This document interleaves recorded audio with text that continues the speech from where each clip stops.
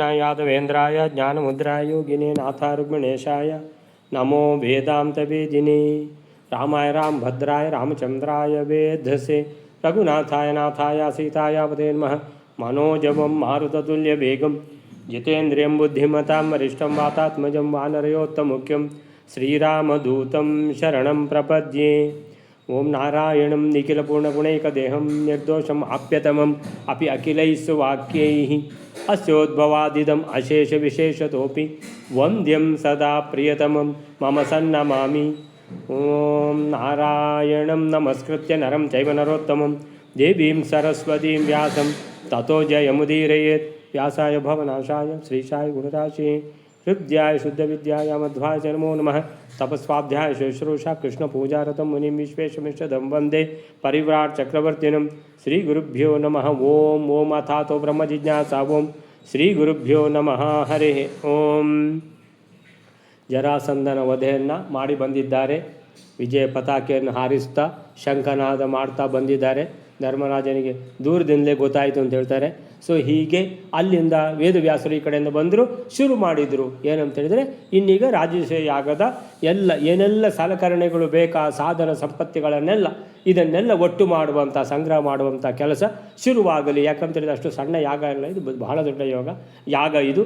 ಅದು ಅಲ್ಲದೆ ರಾಜಸೂಯ ಯಾಗ ಸಹಿತ ಮಹಾ ಅಶ್ವಮೇಧ ಯಾಗ, ಮಹಾ ಅಶ್ವಮೇಧ ಯಾಗ ಹೇಳ್ತಾರೆ, ಪರಮಾಶ್ವಮೇಧ ಯಾಗ ಅದನ್ನು ಮಾಡಿ ಅಂತ ಆದೇಶ ಕೊಡ್ತಾರೆ. ಯಾಕಂತ ಹೇಳಿದ್ರೆ ಅತ್ಯಂತ ಉತ್ತಮ ಫಲ ನೀಡುವಂಥ ಯಾಗ ಇದು. ಇದನ್ನು ಚತುರ್ಮುಖ ಬ್ರಹ್ಮದೇವರು ಬಿಟ್ಟು ಇನ್ನು ಯಾರೂ ಮಾಡಲಿಲ್ಲ. ಆದ್ದರಿಂದ ಈಗ ಭೀಮಸೇನ ದೇವರೇ ಇದಕ್ಕೆ ಉತ್ತಮ ಅಂದರೆ ಅತ್ಯಂತ ಮುಖ್ಯ ಕರ್ತ ಆಗಿರುವ ಕಾರಣ, ಅವರಿಗೆ ಎಲ್ಲ ಫಲಗಳು ಮುಖ್ಯವಾಗಿ ಸಿಗುವ ಕಾರಣ, ಬ್ರಹ್ಮ ಪದವಿಗೆ ಮುಂದೆ ಅವರೇ ಹೋಗುವ ಕಾರಣ, ಇಂತಹ ಚತುರ್ಮುಖ ದೇವರ ನಂತರ, ಚತುರ್ಮುಖ ಬ್ರಹ್ಮದೇವರ ನಂತರ ಭೀಮಸೇನ ದೇವರು ಮಾಡುವಂಥದ್ದೇ ಬಹಳ ಉಚಿತ. ಯಾಕಂದರೆ ಆ ಪದವಿಗೆ ಹೋಗುವವರೇ ಇವರೇ ತಾನೇ. ಆದ್ದರಿಂದ ಇಂತಹ ವಿಶೇಷ ಯಾಗವನ್ನು ಮಾಡಿ ಅಂತ ಆದೇಶ ಕೊಟ್ಟಿದ್ದಾರೆ. ಸೊ ಆ ಆದೇಶದಂತೆ ಈಗ ಕೆಲಸ ಮುಂದುವರಿತಾ ಇದೆ. ಅಸಾಧಾರಣ ಹೇತು, ಈ ಯಾಗದ ಅಸಾಧಾರಣ ಹೇತು ಯಾರು ಅಂತ ಹೇಳಿದರೆ ಭೀಮಸೇನ ದೇವರು ಅನ್ನುವಂಥದ್ದು. ಹಾಗೆ ನೀವು ಅಸಾಧಾರಣ ಹೇತು ಅಂತ ಹೇಳುವುದಿದ್ದರೆ ಎಲ್ಲ ಕಾರ್ಯಕ್ಕೂ ಕೂಡ ಭಗವಂತನೇ ಅಸಾಧಾರಣ ಹೇತು. ನಾಹಂ ಕರ್ತ ಹರಿಕರ್ತ ಅಂದರೆ ನಾನೇನೂ ಮಾಡೋದಿಲ್ಲ, ಎಲ್ಲ ಭಗವಂತನೇ ಮಾಡೋದು. ಹಾಗಾದರೆ ಅಸಾಧಾರಣ ಹೇತು ಭಗವಂತ ಆಗ್ತಾನಲ್ವಾ ಅಂತೇಳಿ, ಹೀಗೆ ಹಾಗಾದರೆ ನಿರ್ಣಯ ಹೇಗೆ ಸರಿಯಾಗ್ತದೆ ಅಂತ ಕೇಳಿದ್ರೆ ಹೇಳ್ತಾರೆ, ಭಗವಂತನಿಗೆ ಯಾವ ಫಲವೂ ಬೇಕಿಲ್ಲ. ಭಗವಂತ ಸೃಷ್ಟಿಯಾದಿ ಎಲ್ಲ ಕೆಲಸ ಮಾಡ್ತಾನೆ. ಅಂದರೆ ಅವನಿಗೇನಾದರೂ ಪ್ರಯೋಜನದ ಅಪೇಕ್ಷೆ ಇದೆಯಾ? ಇಲ್ಲ. ಯಾವುದರಲ್ಲಿಯೂ ಪ್ರಯೋಜನದ ಅಪೇಕ್ಷೆ ಭಗವಂತನಿಗೆ ಇಲ್ಲ. ಅದು ಯಾಕೆ? ಅವೆಲ್ಲ ಪ್ರಯೋಜನ ಇಲ್ಲದಿದ್ದರೆ ಯಾರೂ ಕೆಲಸನೇ ಮಾಡೋದಿಲ್ಲಲ್ಲ ಅಂತೇಳಿದರೆ ಇದು ಲೌಕಿಕ ಆಯಿತು. ಅಂದರೆ ಯಾವುದು ಪರಮಾತ್ಮನಿಗೆ ಸಂಬಂಧಪಟ್ಟ ಹಾಗೆ ಈ ಲೌಕಿಕ ಇದು ಅಪ್ಲೈ ಆಗೋದಿಲ್ಲ, ಅದು ಅಲೌಕಿಕ ಅದು. ಆದ್ದರಿಂದ ಭಗವಂತ ಯಾವುದೇ ಪ್ರಯೋಜನ ಇಲ್ಲದೇ ಕೆಲಸ ಮಾಡುವವನು, ಅವನಿಗೆ ಪ್ರಯೋಜನವೇ ಬೇಡ. ಯಾಕಂತೇಳಿದರೆ ಅವನು ಆಪ್ತ ಕಾಮ, ಪೂರ್ಣ ಕಾಮನಿಗೆ ಏನು ಪ್ರಯೋಜನ ಬೇಕು? ಯಾವ ಪ್ರಯೋಜನ ಭಗವಂತನಿಗೆ ಬೇಕಾಗಿಲ್ಲ ಅಂತ ಅಲ್ಲಿವರೆಗಾಗಿದೆ. ಯಾವ ಪ್ರಯೋಜನವೂ ಬೇಕಾಗಿಲ್ಲ. ಸಹಿ ಕರ್ಮ ಫಲೋಜ್ಜಿತ, ಕರ್ಮಫಲದ ಅವಶ್ಯಕತೆಯೇ ಭಗವಂತನಿಗೆ ಇಲ್ಲ ಅನ್ನುವಂಥದ್ದು. ಸೊ ಅಲ್ಲಿವರೆಗಾಗಿದೆ. ನೆಕ್ಸ್ಟ್ ಶ್ಲೋಕಗಳು ವೈಲರೆ. ಶ್ರೀ ಗುರುಭ್ಯೋ ನಮಃ. ಅದರಲ್ಲಿ 79, 80, 81 ಮೂರು ಶ್ಲೋಕ ಒಟ್ಟಿಗೆ, ಅದು ಒಂದಕ್ಕೊಂದು ಆಯಿತು. 82 ಬೇಕಾದರೆ ಸೇರಿಸ್ಕೊಂಬಿಡಿ, ಪರವಾಗಿಲ್ಲ. ಅದೇ ಅಲ್ಲ, ಅದು ಸ್ವಲ್ಪ ದೊಡ್ಡದೇ ಇದೆ. ಹೇತವೋಪಿ ಪಾಪಸ್ಯ ನ ಪ್ರಾಯ ಫಲಭಾಗಿನಃ ದೇವಾ ಪುಣ್ಯಸ್ಯ ದೈತ್ಯಾಶ್ಚ ಮಾನುಷಾಸ್ತು ದ್ವಿಭಾಗಿನಃ ಅಸಾಧಾರಣ ಹೇತುಶ್ಚ ಭೀಮ ಏವ ಪ್ರಕೀರ್ತಿತಃ. 181 ಶ್ಲೋಕ. ಯಜ್ಞಸ್ಯಾಸ್ಯ ಜರಾಸಂಧವಧಾತ್ ಕರ್ಣಜಯಾದಪಿ ಜಯಾಶ್ಚ ಕೀಚಕಾದೀನಾಂ ಅನ್ಯೇರ್ಜೇತುಮಶಕ್ಯತಃ. 179 ಎರಡನೇ ಲೈನು ಹಾಗೂ 180 ಮತ್ತು 81 ಶ್ಲೋಕ. ಇಲ್ಲೇನು ಹೇಳ್ತಾ ಇದಾರೆ ಅಂದ್ರೆ, ದೇವತೆಗಳು ಪಾಪಕ್ಕೆ ಪ್ರೇರಕರಾಗಿ ಕಾರಣರಾದರೂ ಕೂಡ ಪ್ರಾಯಶಃ ಪಾಪದ ಫಲವನ್ನು ಅನುಭವಿಸುವುದಿಲ್ಲ ಅಂತೆ. ದೈತ್ಯರು ಪುಣ್ಯಕರ್ಮವನ್ನು ಮಾಡಿದರೂ ಕೂಡ ಹೆಚ್ಚಾಗಿ ತಾವು ಮಾಡಿದ ಪುಣ್ಯದ ಫಲವನ್ನು ಅನುಭವಿಸುವುದಿಲ್ಲವಂತೆ. ಯಾಕೆಂದ್ರೆ ಅವರಲ್ಲಿ ಆವಿಷ್ಠದ ಮುಖ್ಯ ಪ್ರಾಣನೇ ಅದನ್ನೆಲ್ಲ ಸ್ವೀಕರಿಸುತ್ತಾನೆ. ಮನುಷ್ಯರಾದರೂ ದೇವತೆಗಳಿಂದಲೂ ದೈತ್ಯರಿಂದಲೂ ಅಪಹರಿಸಲ್ಪಟ್ಟ ಪುಣ್ಯ ಪಾಪಗಳ ಒಂದೊಂದು ಭಾಗ ಉಳ್ಳವರು. ಇಲ್ಲಿ ರಾಜಸ್ವ ಯಾಗದಲ್ಲಿ ಭೀಮನಿಗೆ ಅಸಾಧಾರಣ ಕಾರಣಕ್ಕೂ ಯಾವುದರಿಂದ ಅಂದರೆ ಅವನು ಜರಾಸಂಧನ ಸಂಹಾರದಿಂದಲೂ ಕರ್ಣನ ಜಯದಿಂದಲೂ ಇತರರಿಂದ ಜಯಿಸಲಿಕ್ಕೆ ಅಶಕ್ಯವಿದ್ದುದರಿಂದ ಕೀಚಕಾದಿಗಳ ಜಯದಿಂದಲೂ ಈ ಯಜ್ಞಕ್ಕೆ ಅಸಾಧಾರಣ ಕಾರಣನಾಗಿ ಭೀಮನೇ ಹೇಳಲ್ಪಟ್ಟಿದ್ದಾನೆ. 81ರವರೆಗೆ. ಹೇತವೋಪಿ ಹಿ ಪಾಪಸ್ಯ ನ ಪ್ರಾಯಃ ಫಲಭಾಗಿನಃ ದೇವಾಃ ಪುಣ್ಯಸ್ಯ ದೈತ್ಯಾಶ್ಚ ಮಾನುಷಾಃ ತದ್ವಿಭಾಗಿನಃ ಅಸಾಧಾರಣ ಹೇತುಶ್ಚ ಭೀಮ ಏವ ಪ್ರಕೀರ್ತಿತಃ.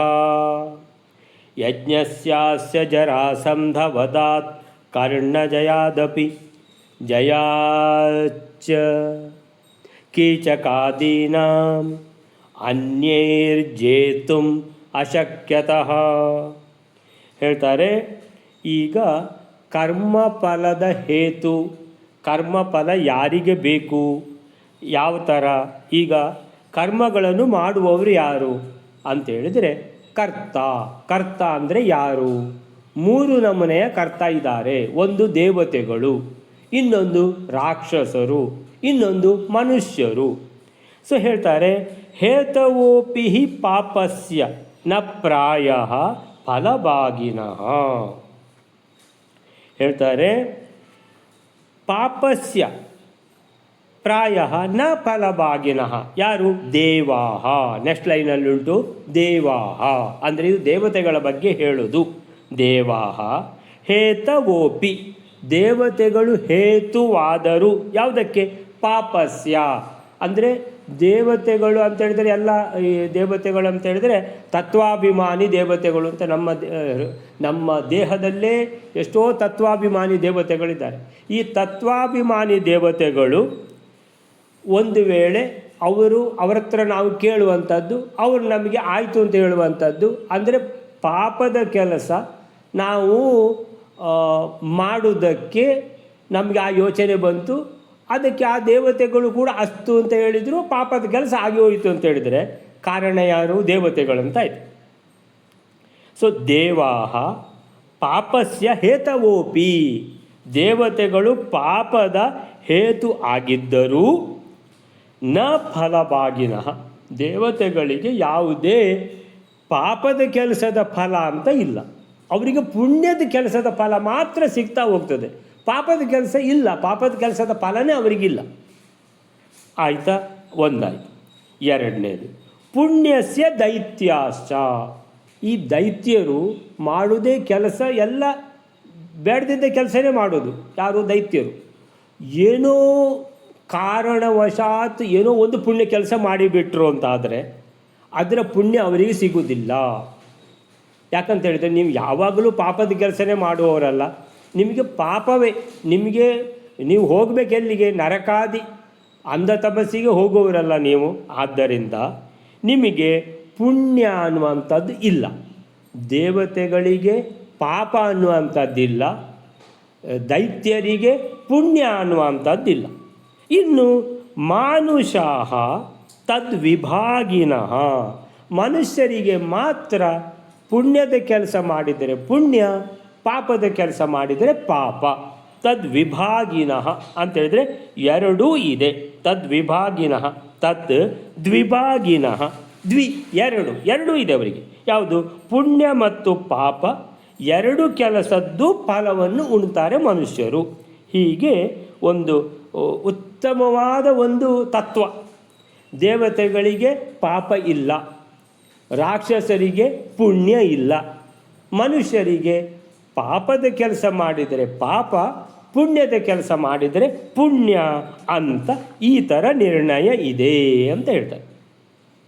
ನಂತರ ಹೇಳ್ತಾರೆ, ಅಸಾಧಾರಣ ಹೇತುಶ್ಚ ಭೀಮ ಏವ ಪ್ರಕೀರ್ತಿತಃ. ಇಲ್ಲಿ ಈ ಕೆಲಸ ಇದೆಯಲ್ಲ, ಯಾವುದಿದು? ರಾಜಸೂಯ ಯಾಗ ಸಹಿತ ಪರಮ ಅಶ್ವಮೇಧ ಯಾಗ. ಈ ಯಾಗದಲ್ಲಿ ಅಸಾಧಾರಣ ಹೇತು ಯಾರು? ಭೀಮಸೇನ, ವಾಯುದೇವರು. ಸೊ ಇನ್ನು ವಾಯುದೇವರು ಹೋಗುವಂಥದ್ದು ಚತುರ್ಮುಖ ಬ್ರಹ್ಮದೇವರ ಪದವಿಗೆ. ಆದ್ದರಿಂದ ಎಲ್ಲ ಪುಣ್ಯವನ್ನು ಹೊತ್ತುಕೊಂಡು ಅಸಾಧಾರಣವಾದ ಯೋಗ್ಯತೆಯನ್ನು ಹೊತ್ತು ಆ ಪದವಿಯಲ್ಲಿ ಕೂತ್ಕೊಳ್ಬೇಕು. ಅಸಾಧಾರಣ ಹೇತುಶ್ಚ ಅಂದರೆ ಇಡೀ ಪ್ರಪಂಚದ ಒಳಿತಿಗಾಗಿ. ಯಾಕಂದರೆ ಇಡೀ ಪ್ರಪಂಚಕ್ಕೆ ಮ್ಯಾನೇಜರ್ ಯಾರು ಅಂದರೆ ಚತುರ್ಮುಖ ಬ್ರಹ್ಮದೇವರು ಇಲ್ಲ. ಮತ್ತು ಭಗವಂತ ಏನಂದರೆ ಭಗವಂತ ಚೀಫ್ ಮ್ಯಾನೇಜರ್, ಅವರಲ್ಲಿ ಕ್ಯಾಬಿನಲ್ಲಿ ಕೂತಿರ್ತಾರೆ. ಸೊ ಇಲ್ಲಿ ಏನು ಒಳಗಿದ್ದು ಎಲ್ಲ ನೋಡಿಕೊಳ್ಳೋದು ಯಾರು? ಇವರು ಮ್ಯಾನೇಜರ್ ಅಂತೇಳಿ, ಸೀನಿಯರ್ ಮ್ಯಾನೇಜರ್ ಅಂತೇಳಿ ಏನಾದರೂ ಹೇಳಿ ಎಲ್ಲ ನೋಡಿಕೊಳ್ಳೋದು ಆಪರೇಷನ್ಸು ಚತುರ್ಮುಖ ಬ್ರಹ್ಮದೇವರು. ಆದ್ದರಿಂದ ಆ ಸ್ಥಾನಕ್ಕೆ ಹೋಗುವಂಥ ವಾಯುದೇವರು ಇಂತಹ ಅದ್ಭುತವಾದ ಯೋಗ್ಯತೆಯನ್ನು ಪಡ್ಕೊಂಡು ಹೋದರೆ ಇಡೀ ಪ್ರಪಂಚಕ್ಕೆ ಒಳ್ಳೆಯದು. ಎಲ್ಲರ ಒಳ್ಳೆಯದನ್ನು ಭಗವಂತ ಯಾವಾಗಲೂ ಯೋಚನೆ ಮಾಡುವ ಕಾರಣ ಆ ಭಗವಂತನೇ ಆದ ವೇದವ್ಯಾಸ ದೇವರು ಪಾಂಡವರಿಗೆ ಹೇಳಿದರು, ನೀವು ಇಂಥ ಯಾಗವನ್ನು ಮಾಡಬೇಕು. ರಾಜಸೂಯ ಯಾಗದ ಜೊತೆಗೆ ಪರಮ ಅಶ್ವಮೇಧ ಯಾಗವನ್ನು ಮಾಡಿ ಅಂತ. ಅಸಾಧಾರಣ ಹೇತು ಯಾರು? ಭೀಮಯೇವ ಪ್ರಕೀರ್ತಿತಃ, ಭೀಮಸೇನ ದೇವರೇ ಪ್ರಕೀರ್ತಿತಃ ಅಂದರೆ ಪ್ರಸಿದ್ಧಿ. ಕೀರ್ತಿ ಅಂದರೆ ಏನು? ಪ್ರಸಿದ್ಧಿ. ಇದು ಸಾಮಾನ್ಯದ ಕೀರ್ತಿ ಕೂಡ ಅಲ್ಲ, ಪ್ರಾಕೀರ್ತಿ ಅಂತೇಳಿದರೆ ಇದು ಅತ್ಯಂತ ಅಸಾಧಾರಣವಾದ ಕೀರ್ತಿ. ಇದು ಪರಮ ಮುಖ್ಯ ಕೀರ್ತಿ. ಇಂತಹ ಕೀರ್ತಿಗೆ ಪಾತ್ರರಾದವರು ಯಾರು ಅಂತೇಳಿದರೆ ಭೀಮಸೇನ ದೇವರು. ಅಂದರೆ ಎಲ್ಲ ನೀವು ಏನಿದಪ್ಪ ಯುಧಿಷ್ಠಿರ ದೊಡ್ಡವರು ಇರುವಾಗ ನೀವು ಭೀಮಸೇನ ದೇವರಿಗೆ ಎಲ್ಲ ಹೇಳ್ತೀರಲ್ಲ, ಇದು ಏನು ಅಂತ ಕೇಳಿದರೆ, ಈ ಯಾಗಕ್ಕೆ ಮುಖ್ಯವಾದ ಅಡ್ಡಿ ಇದ್ದದ್ದು ಯಾರು? ಜರಾಸಂಧ. ಅವನ ಒಂದು ವೇಳೆ ಸಂಹಾರ ಆಗದಿದ್ದರೆ ಈ ಯಜ್ಞ ಆಗ್ತಿರಲಿಲ್ಲ. ಇದನ್ನು ಮಾಡಿದವರು ಯಾರು? ಭೀಮಸೇನ. ಭಗವಂತನೇ ಮಾಡಿಸಿದ್ದಾದರೂ ಮಾಡಿದ್ಯಾರು ಅಂದರೆ ಭೀಮಸೇನ. ಭಗವಂತ ಎಲ್ಲ ಕೀರ್ತಿಯನ್ನು ಭೀಮಸೇನಿಗೆ ಒಪ್ಪಿಸಿಬಿಟ್ಟಿದ್ದಾರೆ. ಆದ ಕಾರಣ ಇಂತಹ ಒಂದು ಅಸಾಧಾರಣವಾದ ಇದು ಅಚೀವ್ಮೆಂಟ್ ಅಂತ ಹೇಳ್ತಾರೆ. ಏನದಕ್ಕೆ? ಸಾಧನೆ ಮಾಡಿದವರು ಯಾರು? ಭೀಮಸೇನ ದೇವರು. ಜರಾಸಂಧ ವಧಾತ್ ಅಂದರೆ ಜರಾಸಂಧ ವಧೆ ಏನೋ ಆಗಿ ಹೋಯಿತು, ಇನ್ನೂ ಎಲ್ಲ ಕೆಲವು ಆಗಲಿಕ್ಕಿದೆ ಅಂತ ಹೇಳ್ತಾರೆ ವೇದವ್ಯಾಸ ದೇವರಿಗೆ. ಎಲ್ಲರಿಗೂ ಎಲ್ಲ ಗೊತ್ತಿರ್ತದಲ್ವ ಭಗವಂತನಿಗೆ. ಹೇಳ್ತಾರೆ ಇನ್ನು ಮುಂದೆ ಕರ್ಣನ ಜಯ ಆಗಲಿಕ್ಕುಂಟು. ಆಮೇಲೆ ಕರ್ಣ ಜಯಾದಪಿ, ಕರ್ಣನ ಜಯ ಯಾರಿಂದ ಆಗ್ತದೆ? ಭೀಮಸೇನ ದೇವರಿಂದಲೇ ಆಗೋದು. ಆಮೇಲೆ ಜಯಾಚ್ಚ ಕೀಚಕಾದೀನಾಂ, ಇನ್ನು ಕೀಚಕನ ಕೊಲೆ ಆಗಲಿಕ್ಕಿದೆ.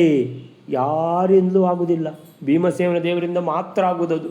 ಯಾಕೆ ಕೀಚಕನ ಕೊಲೆ ಭೀಮಸೇನ ದೇವರಿಂದ ಮಾತ್ರ ಆಗುವುದು ಅಂತ ಹೇಳಿದರೆ, ಅದೊಂದು ಬಲಿಷ್ಠರ ಒಂದು ಲಿಸ್ಟ್ ಮಾಡಿ ಇಟ್ಟಿದ್ದಾರೆ. ಅದರಲ್ಲಿ ಮೊದಲನೇ ಹೆಸರು ಭೀಮಸೇನ, ಎರಡನೇ ಹೆಸರು ಬಲರಾಮ, ಮೂರನೇ ಹೆಸರು ಕೀಚಕ, ನಾಲ್ಕನೇ ಹೆಸರು ಶಲ್ಯ ಅಂತೇಳಿದರೆ ಹೀಗೆ. ಇದು ದುರ್ಯೋಧನ ಹೇಳುವಂಥದ್ದು ಅಂಥೇಳಿದರೆ ಕೀಚಕನ ವಧೆ ಆದ ಕೂಡಲೇ ಸುದ್ದಿ ಹೋಗ್ತದೆ ವಿರಾಟ ದೇಶದಲ್ಲಿ ಅಂಥೇಳಿದರೆ. ವಿರಾಟ್ ರಾಜ ಇದ್ದ, ವಿರಾಟ್ ರಾಜ. ಆದರೆ ಹೆಸರಿಗೆ ತಕ್ಕ ರಾಜ ವಿರಾಟ್ ರಾಜ. ಎಲ್ಲ ಅಂಥೇಳಿದರೆ ಕೀಚಕನೇ ಮಾಡ್ತಾ ಇದ್ದದ್ದು. ಕೀಚಕ ಹೇಳಿದಾಗ ವಿರಾಟ್ ರಾಜ ಕೇಳ್ತಾ ಇದ್ದ. ಯಾಕಂದರೆ ಕೇಳದಿದ್ದರೆ ಕೊಂದಾಕಿ ಬಿಡ್ತಾನವ.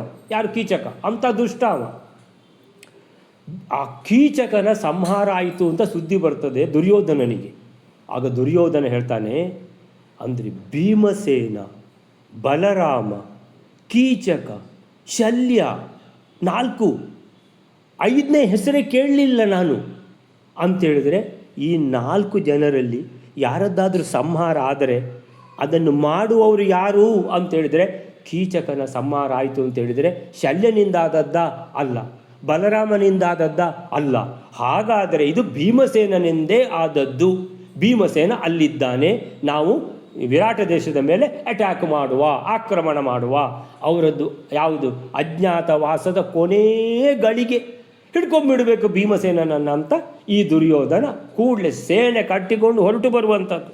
ಸೊ ಆ ರೀತಿ ಅಂದರೆ ಅಷ್ಟು ಪ್ರಸಿದ್ಧ 4 ಜನ, 4 ಪಿಲ್ಲರ್ ಅಂದರೆ 4 ದೊಡ್ಡ ದೊಡ್ಡ ಕಂಬಗಳು. ಈ ಒಂದೊಂದು ದೊಡ್ಡ ಬಿಲ್ಡಿಂಗಿಗೆ 4 ದೊಡ್ಡ ದೊಡ್ಡ ಕಂಬಗಳು ಹೇಗೋ ಹಾಗೆ ಇವರು 4 ಜನ ಬಲಿಷ್ಠರು. ಈ ಕೀಚಕನ ವಧೆ ಆಗಲಿಕ್ಕುಂಟು. ಅದು ಯಾರಿಂದ? ಭೀಮಸೇನನಿಂದಲೇ. ಆಮೇಲೆ ಈಗ ಅದು ವಧೆ ಅಂತೂ ನಂತರ, ಈಗ ನಮಗೆ ಕಪ್ಪ ಬೇಕಲ್ಲ, ಅದು ಕಪ್ಪ ತರುವುದು ಯಾರಿಗಾಗ್ತದೆ ಅಂತೇಳಿದರೆ ಕೀಚಕನಿಂದ ಕಪ್ಪ ತರಲಿಕ್ಕೆ ವಿರಾಟ ದೇಶದಿಂದ ಭೀಮಸೇನಿಗೆ ಮಾತ್ರ ಆಗ್ತದೆ. ಅನ್ಯೇರ್ ಜೇತುಂ ಅಶಕ್ಯತಃ, ಇನ್ನು ಯಾರಿಂದಲೂ ಇವರನ್ನು ಗೆಲ್ಲಲಿಕ್ಕೆ ಸಾಧ್ಯ ಇಲ್ಲ ಅಂತ ಹೇಳ್ತಾರೆ. ಸೊ ಈ ಶ್ಲೋಕಗಳಿಗೆ ಏನು ಹೇಳ್ತಾರೆ ಪ್ರಭಂಜನಾಚಾರ್ಯ ಅಂತ ನೋಡುವ. ದೇವತೆಗಳು ಪಾಪಕರ್ಮಗಳಿಗೆ ಒಂದು ವೇಳೆ ಕಾರಣರೇ ಆದರೂ ಸಾಮಾನ್ಯವಾಗಿ ಅವುಗಳ ಫಲಕ್ಕೆ ಅವರು ಭಾಗಿಗಳಾಗುವುದಿಲ್ಲ. ಇನ್ನು ದೈತ್ಯರು ಪುಣ್ಯ ಫಲಕ್ಕೆ ಭಾಗಿಗಳಾಗುವುದಿಲ್ಲ. ದೈತ್ಯರು ಏನಾದರೂ ಮಾಡಲಿ ಅವರಿಗೆ ಪಾಪನೇ ಸಿಗೋದು, ದೇವತೆಗಳು ಏನಾದರೂ ಮಾಡಲಿ ಪುಣ್ಯನೇ ಸಿಗೋದು. ಯಾಕಂದರೆ ಏನೋ ಕಾರಣವಶಾತ್ ಆ ದೇವತೆಗಳಿಂದ ಏನೋ ಪಾಪಕರ್ಮ ಆಗಿದೆ, ಯಾಕಂದರೆ ಅವರು ಪಾಪಕರ್ಮದ ಚಿಂತನೆಯೇ ಮಾಡುವುದಿಲ್ಲ, ಯಾಕಂದರೆ ಅವರು ಪುಣ್ಯಕರ್ಮದ ಚಿಂತನೆಯೇ ಮಾಡುವವರು ದೇವತೆಗಳು. ದೈತ್ಯರು ಅವರು ಪುಣ್ಯಕರ್ಮದ ಚಿಂತನೆ ಮಾಡುವುದಿಲ್ಲಪ್ಪ, ಅವರು ಪಾಪಕರ್ಮದನೇ ಚಿಂತೆ ಮಾಡುವವರು. ಆದ್ದರಿಂದ ಅವರಿಗೆ ಪಾಪವೇ, ದೇವತೆಗಳಿಗೆ ಪುಣ್ಯವೇ. ಇನ್ನು ಮನುಷ್ಯರು ಎರಡಕ್ಕೂ ಭಾಗಿಗಳು. ಪುಣ್ಯ ಕೆಲಸ ಮಾಡಿದರೆ ಪುಣ್ಯ, ಪಾಪದ ಕೆಲಸ ಮಾಡಿದರೆ ಪಾಪ. ಹೀಗೆ ಇಂದ್ರಿಯಾಭಿಮಾನಿ ದೇವತೆಗಳು, ತತ್ವಾಭಿಮಾನಿ ದೇವತೆಗಳು ಸಹ ಕರ್ಮ ಪ್ರೇರಕರಾದ್ದರಿಂದ ಅವರಿಗೂ ಕರ್ಮಫಲ ಭೋಗ ಉಂಟು. ಆದರೆ ಪಾಪಕರ್ಮಗಳ ಭೋಗ ಮಾತ್ರ ಅವರಿಗೆ ಇರುವುದಿಲ್ಲ. ದೈತ್ಯರಿಗೆ ಅವರು ಯಾವಾಗಲೂ ಪಾಪಕರ್ಮ ಪ್ರೇರಕರೇ ಆದ ಕಾರಣ ಪಾಪಕರ್ಮದ ಮುಖ್ಯ ಭೋಗ ಅವರದ್ದೇ, ಅವರಿಗೆ ಪುಣ್ಯಕರ್ಮದ ಭೋಗವೇ ಇಲ್ಲ. ಅದರಂತೆ ಮಧ್ಯಮ ಜೀವರು ಯಾರಂತ ಹೇಳಿದರೆ ಮನುಷ್ಯರು, ಮಿಶ್ರ ಸ್ವರೂಪರು. ಅವರಿಗೆ ಯಥಾಯೋಗ್ಯವಾಗಿ ಪುಣ್ಯದ ಕೆಲಸ ಮಾಡಿದರೆ ಪುಣ್ಯ, ಪಾಪದ ಕೆಲಸ ಮಾಡಿದರೆ ಪಾಪ, ಹೀಗೆ ಎರಡರ ಭೋಗ ಉಂಟು. ಈಗ ಪ್ರಾಯ ಅಂತ ಹೇಳಿದ್ರಲ್ವ ಆಚಾರ್ಯರು, ಯಾಕೆ ಅಂದರೆ ಪ್ರಾಯಶಃ ಹೀಗೆ ಅಂತ ಹೇಳಿದರು. ಅಂದರೆ ಇದು ಯಾಕೆ ಪ್ರಾಯ ಅಂತ ಹೇಳಿದ್ದು ಅಂತ ಹೇಳಿದರೆ, ದೇವತೆಗಳಿಗೂ ಸಹ ಪ್ರಾರಬ್ಧವಶಾತ್ ಏನಾದರೂ ಪಾಪಕರ್ಮಗಳು ಅವರಿಂದ ಪ್ರೇರಣೆ ನೀಡಿಬಿಟ್ರು ಅಂದರೆ ಅದರದ್ದು ಭೋಗ ಅವರಿಗೆ ಉಂಟು ಅನ್ನುವಂಥದ್ದು ಇದ್ದರೆ ಅದಕ್ಕೆ ಹೇಳ್ತಾರೆ ಇಲ್ಲ, ದೇವತೆಗಳಿಗಿಲ್ಲ. ದೈತ್ಯರಿಗೂ ಸಹ ಕೆಲವೊಮ್ಮೆ ಉತ್ತಮ ಕರ್ಮಗಳ ಆಚರಣೆ ಬೈ ಚಾನ್ಸ್ ಮಾಡಿಬಿಟ್ರು, ಅವರಿಗೆ ಗೊತ್ತಿಲ್ಲ. ಹಾಗಿದ್ದರೆ ಪುಣ್ಯ ಲಭಿಸ್ತದ ಅಂತ ಹೇಳಿದರೆ ಅವರಿಗೆ ಪುಣ್ಯ ಲಭಿಸುವುದೇ ಇಲ್ಲ. ಸೊ ಹೇಳ್ತಾರೆ ಇದಕ್ಕೆ ಅತ್ಯಂತ ಅಮುಖ್ಯ ಪುಣ್ಯ ಫಲ ಅಲ್ಪಕಾಲೀನ ಅಂತ ಹೇಳಿದರೆ ಇಲ್ಲ. ಈಗ ಅಂದರೆ ಪ್ರಾಯ ಅಂತ ಹೇಳಿದಲ್ವ, ಕೆಲವು ಸಲ ಏನಾದರೂ ಒಂದು ಸ್ವಲ್ಪ ಸಮಯಕ್ಕೆ ಸಿಗ್ಬೋದು ಅವರು ಮಾಡಿದ ಪುಣ್ಯ ಕೆಲಸಕ್ಕೆ, ದೈತ್ಯರಿಗೂ ಸಹ. ಅದಕ್ಕೆ ಹೇಳ್ತಾರೆ, ಒಂದು ಉದಾಹರಣೆ ಕೊಡ್ತಾರೆ. ದುರ್ಯೋಧನಾದಿಗಳು ಮರಣಾನಂತರ ಕೆಲವು ಕಾಲ ಸ್ವರ್ಗದಲ್ಲಿ ಇದ್ದದ್ದು ಇದಕ್ಕೆ ನಿದರ್ಶನ. ದುರ್ಯೋಧನ ಮಹಾದೈತ್ಯ, ಮಹಾದುಷ್ಟ, ಅವನಿಂದ ಒಂದು ಒಳ್ಳೆಯದು ಕೆಲಸ ಆಗಲಿಕ್ಕೆ ಸಾಧ್ಯ ಇಲ್ಲ. ಯಾವ ರೀತಿಯಲ್ಲಿ ಭೀಷ್ಮಾಚಾರ್ಯರು, ದ್ರೋಣಾಚಾರ್ಯರು ಎಲ್ಲ ಬೋಧನೆ ಕೊಟ್ಟರೂ ಅವನ ಕಿವಿ ಒಳಗೆ ಹೋಗುವುದೇ ಇಲ್ಲ ಅಂತ ಕಲಿಯ ಸ್ವರೂಪ ದುರ್ಯೋಧನ. ಅವನು ಕೂಡ ಮರಣಾನಂತರ ಸ್ವಲ್ಪ ಕಾಲ ಸ್ವರ್ಗದಲ್ಲಿ ಇದ್ದ ಅಂತೇಳಿದರೆ ದೈತ್ಯರಿಗೆ ಪುಣ್ಯವೇ ಸಿಗುವುದಿಲ್ಲ ಅಂತಾದರೆ ಪುಣ್ಯ ಇಲ್ಲದವರು ಸ್ವರ್ಗಕ್ಕೆ ಹೋಗ್ಲಿಕ್ಕೆ ಸಾಧ್ಯ ಇಲ್ಲ. ದುರ್ಯೋಧನ ಸ್ವರ್ಗಕ್ಕೆ ಹೇಗೆ ಹೋದ? ಸ್ವಲ್ಪ ಕಾಲವೇ ಆಗಲಿ, ಹೇಗೆ ಇದ್ದ ಅಂತ ಕೇಳಿದರೆ ಪ್ರಾಯ ಅಂತ ಅದಕ್ಕೆ ಹೇಳಿದ್ದು. ಸಾಮಾನ್ಯವಾಗಿ ದೈತ್ಯರಿಗೆ ಪಾಪಕರ್ಮವೇ ಮಾಡುವ ಕಾರಣ ಅವರಿಗೆ ಪುಣ್ಯ ಅನ್ನುವಂಥದ್ದು ಸಿಗುವುದಿಲ್ಲ.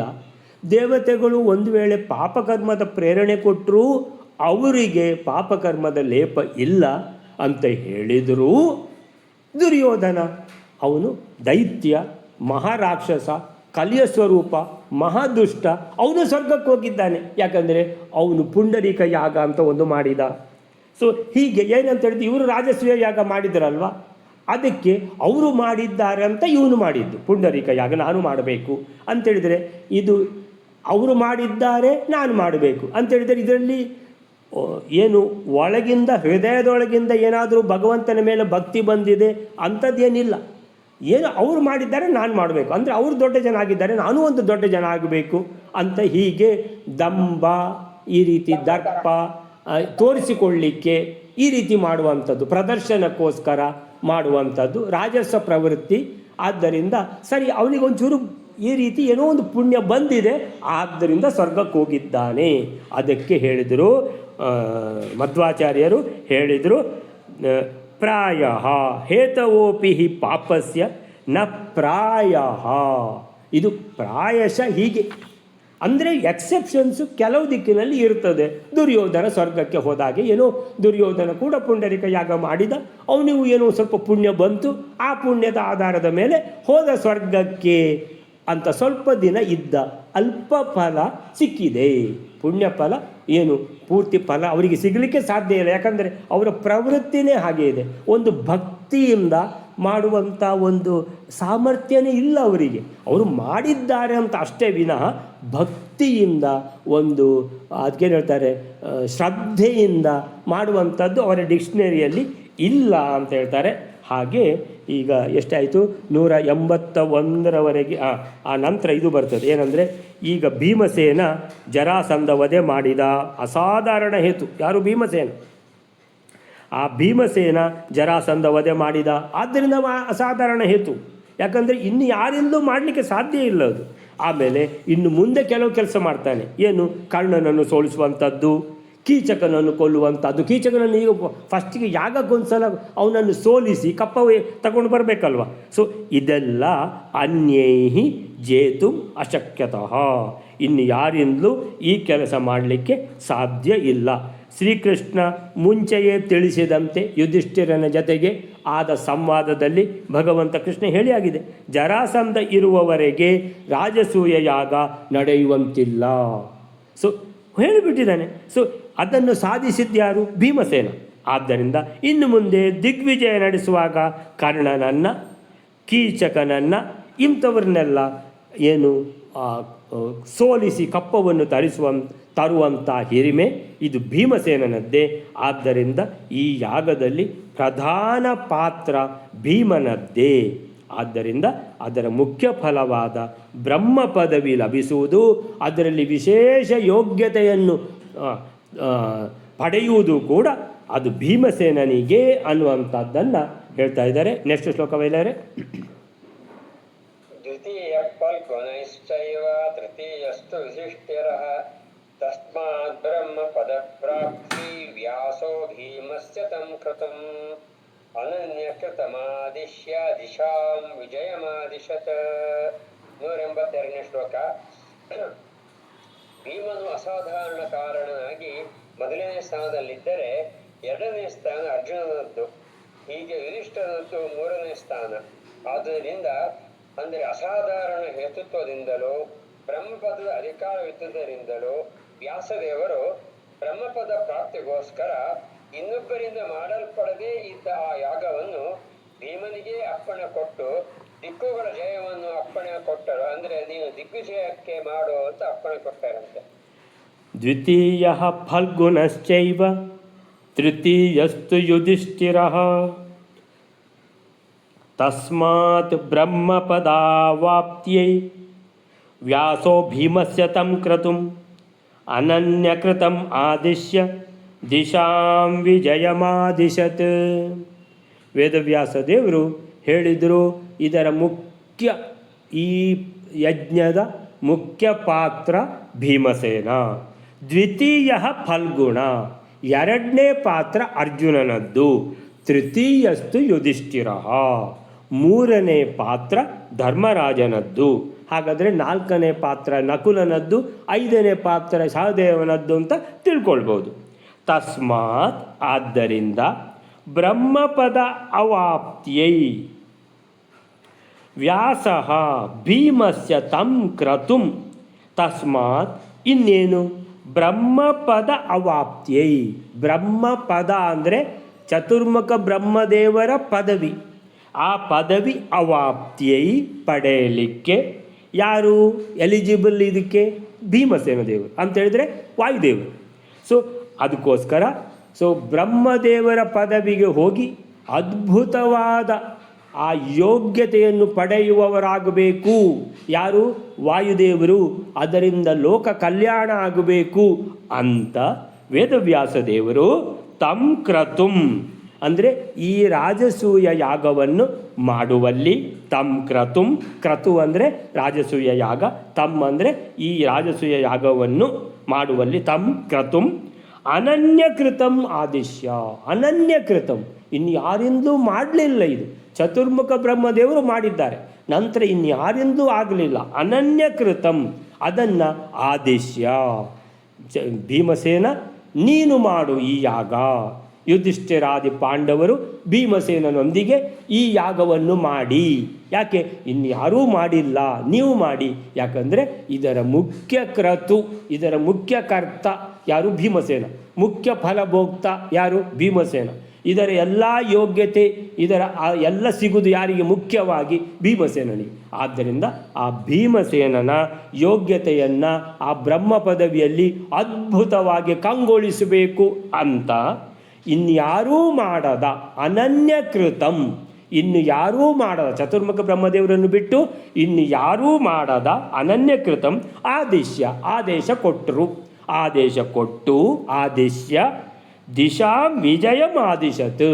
ಇನ್ನು ಎರಡನೇ ಅಂಗ ಈ ಯಾಗದ್ದು ಏನಿದು?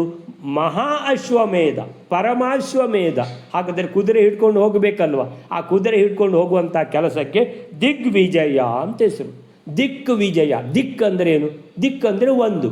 ದಿಶಾಂ ಅಂದರೆ ಎಷ್ಟು ದಿಕ್ಕುಗಳುಂಟು? 8-10 ದಿಕ್ಕುಗಳುಂಟು, ಮೇಲೆ ಮತ್ತು ಕೆಳಗೆ. ಅಧೋಲೋಕಗಳು ಎಲ್ಲ ಕೆಳಗಿಂದ ಅಂತ ಬರ್ತದೆ. ಸೊ ಹೀಗೆ 10 ಅಲ್ಲದಿದ್ದು 8 ದಿಕ್ಕುಗಳಂತೂ ಇದೆ ತಾನೆ. ಸೊ 8 ದಿಕ್ಕುಗಳಿಗೆ ವಿಜಯಕ್ಕೆ ಹೋಗಬೇಕು. ಈ ವಿಜಯ ಯಾತ್ರೆ ಅಂದರೆ ಕುದುರೆಯನ್ನು ಹಿಡ್ಕೊಂಡು ಹೋಗುವಂಥದ್ದು. ಯಾರಿಗಾದರೂ ಕಪ್ಪ ಕೊಡುವುದಿಲ್ಲ ಅಂತ ಹೇಳಿದರೆ ಕುದುರೆಯನ್ನು ಕಟ್ಟಿ ಹಾಕ್ತಾರೆ. ಆಮೇಲೆ ಯುದ್ಧ ಆಗ್ತದೆ. ಯುದ್ಧದಲ್ಲಿ ಸೋಲಿಸಿ ಕಪ್ಪವನ್ನು ಹಿಡ್ಕೊಂಡು ಬರುವಂಥ ಈ ಕೆಲಸಕ್ಕೆ ಹೆಸರು ದಿಶಾಂ ವಿಜಯ, ಅಂದರೆ ದಿಗ್ವಿಜಯ. ದಿಶಾಂ ವಿಜಯ. ದಿಶಾಂ ಅಂತ ಹೇಳಿದರೆ ಬಹುವಚನ. ದಿಕ್ ಅಂದರೆ ಏಕವಚನ, ದಿಶಾಂ ಅಂದರೆ ಬಹುವಚನ. ದಿಶಾಂ ದಿಕ್ಕುಗಳ, ದಿಶಾಂ ಷಷ್ಠಿ ವಿಭಕ್ತಿ ಬಹುವಚನ. ಸೊ ದಿಶಾಂ ವಿಜಯಂ ಆದಿಶತ್. ವಿಜಯಂ, ಈಗ ದಿಗ್ವಿಜಯ ಆಗಬೇಕಲ್ವಾ? ದಿಗ್ವಿಜಯ ಅಂದರೆ ದಿಕ್ಕು.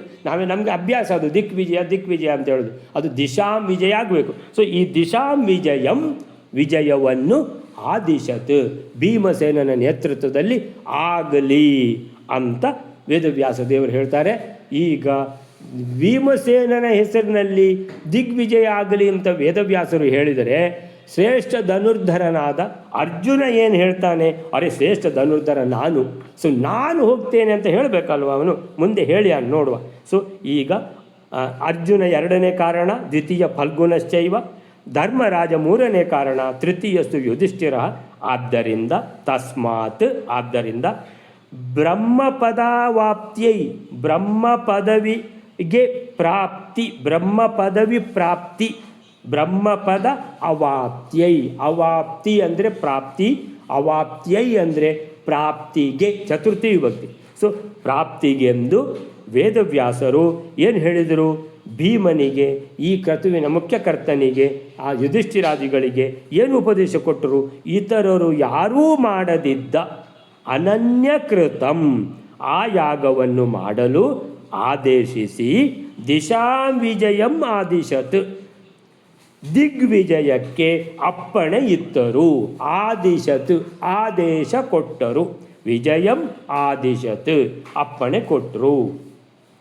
ಹೀಗೆ ವೇದವ್ಯಾಸರು ರಾಜಸೂಯ ಯಾಗವನ್ನು ಮಾತ್ರ ಹೇಳದೆ ಮಹಾ ಅಶ್ವಮೇಧಯುಕ್ತವಾದ ರಾಜಸೂಯ ಯಾಗವನ್ನು ಮಾಡಲು ಆದೇಶಿಸಿದ್ದು ಯಾವ ಕಾರಣದಿಂದ ಅಂದರೆ ಈ ಕಾರಣದಿಂದ ಎಂದು ಅರ್ಥ.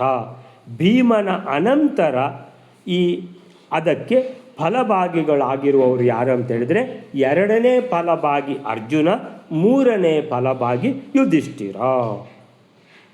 ಪಾಂಡವರು ದಿಗ್ವಿಜಯವನ್ನು ಪೂರೈಸಿದ ಬಳಿಕ ಜರಾಸಂಧನ ವಧೆ ನಡೆಯಿತು ಅಂತ ಭಾಗವತದಲ್ಲಿ ಇದೆ. ಭಾಗವತದಲ್ಲಿ ಏನಿದೆ? ಮೊದಲು ಜರಾಸಂಧ ವಧೆ ಆದದ್ದಲ್ಲ, ಮೊದಲು ದಿಗ್ವಿಜಯ ಆದದ್ದು, ನಂತರ ಜರಾಸಂಧ ವಧೆ ಆದದ್ದು ಅಂತ. ಅದಕ್ಕೆ ಜರಾಸಂಧನ ವಧೆಯ ಬಳಿಕವೇ ಈ ದಿಗ್ವಿಜಯ ಕಾರ್ಯ ನಡೆಯಿತು ಎಂದು ಮಹಾಭಾರತದಲ್ಲಿ ತಿಳಿಸಿದಂತೆ ಅದೇ ಯಥಾರ್ಥ ಅಂಥೇಳಿ ಮಧ್ವಾಚಾರ್ಯರು ಈ ಮಹಾಭಾರತ ತಾತ್ಪರ್ಯ ನಿರ್ಣಯದಲ್ಲಿ ಮೊದಲು ಜರಾಸಂಧನ ವಧೆ ಆದದ್ದು, ಜರಾಸಂಧನ ವಧೆ ಆದ ಮೇಲೇ ಪಾಂಡವರಿಗೆ ಗ್ರೀನ್ ಸಿಗ್ನಲ್ ಸಿಕ್ಕಿದ್ದು. ಹಾಗಾದರೆ ಇನ್ನೂ ರಾಜಸೂಯ ಯಾಗ ಮಾಡಬಹುದು. ಅಲ್ಲಲ್ಲ, ಕರ್ಣನನ್ನು ಯಾರು ಗೆಲ್ಲುವುದು, ಕೀಚಕನನ್ನು ಯಾರು ಗೆಲ್ಲುವುದು ವಿಷಯವೇ ಬರಲಿಲ್ಲ. ಯಾಕಂದರೆ ವೇದವ್ಯಾಸರಿಗಾಗಲಿ ಕೃಷ್ಣನಿಗಾಗಲಿ ಭಗವಂತನ 2 ರೂಪಗಳು ಇವರಿಗೆ ಗೊತ್ತೇ ಇದೆ. ಅರೆ ಕೀಚಕ ಆಮೇಲೆ ಕರ್ಣ ಎಲ್ಲ ಭೀಮಸೇನ ಈಗ ಜರಾಸಂಧನ ವಧೆ ಮಾಡಿ ಬಂದಲ್ವಾ, ಈ ಸುದ್ದಿ ಕೇಳಿಯೇ ಕಪ್ಪ ಕೊಟ್ಟು ಬಿಡುತ್ತಾರೆ. ಅಥವಾ ಒಂದು ವೇಳೆ ಕಪ್ಪ ಕೊಡದೆ ಕುದುರೆಯನ್ನು ಕಟ್ಟಿ ಹಾಕಿದರೂ ಯುದ್ಧ ಮಾಡಬೇಕಾಯಿತು ಅಂತ ಪ್ರಸಂಗ ಬಂದರೂ ಅವರಿಗೆ ತಲೆಯಲ್ಲಿ ಇರ್ತದೆ, ಈ ಭೀಮಸೇನ ಜರಾಸಂಧನ ವಧೆ ಮಾಡಿ ಬಂದಿದ್ದಾನೆ, ನಾನು ಕೂಡ ಇವನ ಹತ್ತಿರ ಹೇಗೆ ಯುದ್ಧ ಮಾಡೋದು, ಇವನು ನನ್ನನ್ನು ಕೊಂದು ಬಿಟ್ಟರೆ ಅಂತ ಒಂದು ಏನಾಗ್ತದೆ, ಒಂದು ಹೆದರಿಕೆ ಒಳಗಿಂದ ಒಳಗೆ ಸೇರ್ಕೊಂಡ್ಬಿಟ್ಟಿದೆ. ಆದ್ದರಿಂದ ಜರಾಸಂಧನ ವಧೆ ಮೊದಲಾಗಿದೆ ಅನ್ನುವಂಥದ್ದು ಖಂಡಿತ ಅನ್ನುವಂಥದ್ದು. ಆದ್ದರಿಂದ ನಿರ್ಣಯ ಕೊಟ್ಟಿದ್ದಾರೆ. ಅದರಲ್ಲಿ ಭಾಗವತದಲ್ಲಿ ಹೇಳಿದ್ದಕ್ಕೆ ಅದರಲ್ಲೇ ನಿರ್ಣಯ ಕೊಟ್ಟಿದ್ದಾರೆ. ಯಾರು ಮಧ್ವಾಚಾರ್ಯರು, ಅದಕ್ಕೆ ಭಾಗವತ ತಾತ್ಪರ್ಯ ನಿರ್ಣಯ ಅಂತ ಹೆಸರು. ಅದರಲ್ಲೇ ಹೇಳಿದ್ದಾರೆ ಮೊದಲಾದದ್ದು ಜರಾಸಂಧ ವಧೆ, ಆಮೇಲೆ ಆದದ್ದು ದಿಗ್ವಿಜಯ ಅಂತ. ಸೊ ಹೀಗೆ ಇದು ಕಾಲ ವ್ಯತ್ಯಾಸ ಎಂಬ ನಿರೂಪಣಾ ಪ್ರಭೇದಕ್ಕೆ ಸೇರಿದ್ದು. ಇದನ್ನೇ ಏನು ಯಾವುದರಲ್ಲಿ ಭಾಗವತ ತಾತ್ಪರ್ಯ ನಿರ್ಣಯದಲ್ಲಿ ಹೇಳಿದ್ದಾರೆ, ಮಹಾಭಾರತ ತಾತ್ಪರ್ಯ ನಿರ್ಣಯದಲ್ಲಿಯೂ ಹೇಳಿದರು ಅನ್ನುವಂಥದ್ದು. ಜರಾಸಂಧಂ ನಿಹತ್ಯೈವ, ಮೊದಲು ಜರಾಸಂಧನನ್ನು ಕೊಂದದ್ದು, ಆ ನಂತರ ಪಾಂಡವೈಶ್ಚ ದಿಶೋಜಿತಾ, ಆ ನಂತರ ಪಾಂಡವರಿಂದ ಎಲ್ಲ ದಿಕ್ಕುಗಳಿಗೆ ಹೋಗಿಬಿಟ್ಟು ಅವರಿಗೆ ಗೆದ್ದದ್ದು. ಪ್ರಸಾದಾತ್ ವಾಸುದೇವಸ್ಯ ರಾಜಸೂಯ ಕ್ರತುಕೃತಃ ಅಂತ ಮತ್ಸ್ಯ ಪುರಾಣದಲ್ಲಿ ಹೇಳಿದ್ದನ್ನು ಭಾಗವತ ತಾತ್ಪರ್ಯದಲ್ಲಿ ಹೇಳಿದ್ದಾರೆ. ಪ್ರಸಾದಾತ್ ವಾಸುದೇವಸ್ಯ, ಭಗವಂತನ ಏನು ಆ ಪರಮಾನುಗ್ರಹ ಇದ್ದದ್ರಿಂದ ಕ್ರಮ ಪ್ರಕಾರ ನೀವು ಹೋಗಬೇಕು. ಆ ಮೊದಲು ಆ ಮುಳ್ಳನ್ನು ತೆಗಿಬೇಕು, ಆ ಮುಳ್ಳಿದ್ದರೆ ನಿಮಗೆ ರಾಜಸೂಯ ಯಾಗ ಮಾಡಲಿಕ್ಕೆ ಆಗುವುದಿಲ್ಲ ಅಂತ ಹೇಳಿಬಿಟ್ಟು ಮೊದಲು ಆ ಮುಳ್ಳನ್ನು, ಆ ವಿಘ್ನವನ್ನು ಮೊದಲೇ ಪರಿಹಾರ ಮಾಡಿಸ್ಕೊಂಡ್ಬಿಟ್ಟಿದ್ದಾರೆ. ಭಗವಂತನ ಅದ್ಭುತವಾದ ಅನುಗ್ರಹ ಅಂತ ಹೇಳ್ತಾರೆ. ಅಲ್ಲಿಗೆ ಇವತ್ತಿನ ನಿಲ್ಲಿಸ್ಕೊಳ್ಳೋಣ. ಶ್ರೀಕೃಷ್ಣ ಅರ್ಪಣ ಮಸ್ತು.